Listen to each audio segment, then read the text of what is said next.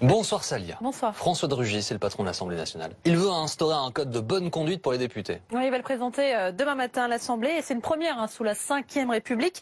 Il souhaite l'interdiction de pancartes, d'affiches ou de banderoles dans l'hémicycle, l'interdiction de tenues ou d'insignes religieux, interdiction aussi de vêtements particuliers comme les uniformes ou les équipements de sport.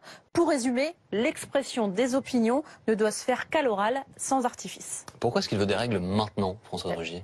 Parce qu'il y a eu des abus, selon lui. Jusqu'ici, l'usage à l'Assemblée, c'était le costard-cravate. Donc logiquement, en juin dernier, au début de la nouvelle législature, on a vu Monsieur Barbier.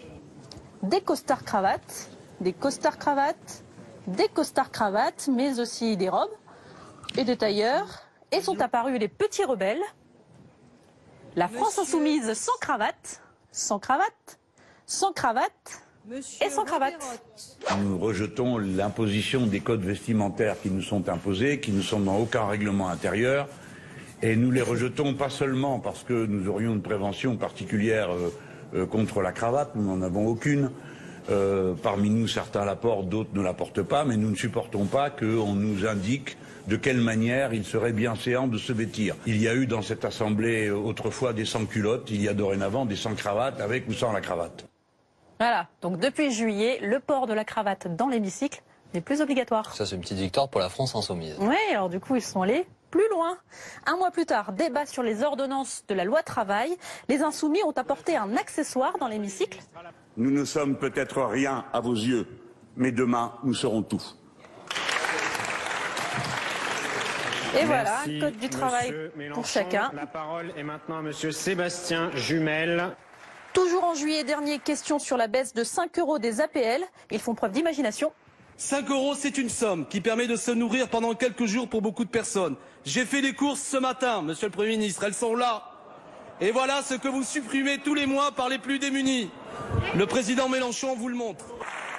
Ils ont ramené des courses. Il est bien déraisonnable de parler comme vous le faites, si vous me le permettez, quand on connaît les difficultés de nos concitoyens. En décembre, débat sur la taxation des gros transferts dans le sport. Madame la ministre, vous êtes la ministre des Sports, mais vous ne nous avez parlé que de compétitivité, de part de marché, d'attractivité, avec un raisonnement de trader. Je voudrais vous en parler autrement, humainement.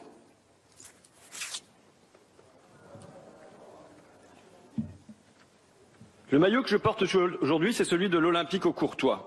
Le député Ruffin se fait rappeler à l'ordre. Je vous rappelle que le respect qui est dû, c'est une question de respect à nos débats, implique une tenue correcte, une tenue respectueuse qui soit digne des lieux comme de la mission qui nous incombe. Résultat, sanction. François Ruffin s'est vu prélever un quart de son indemnité parlementaire, soit 1 300 € net. Ah bah oui, François de Rugy ne plaisante pas. Alors nous, cet après-midi, on est allé voir les députés pour leur demander ce qu'ils pensent du code de bonne conduite.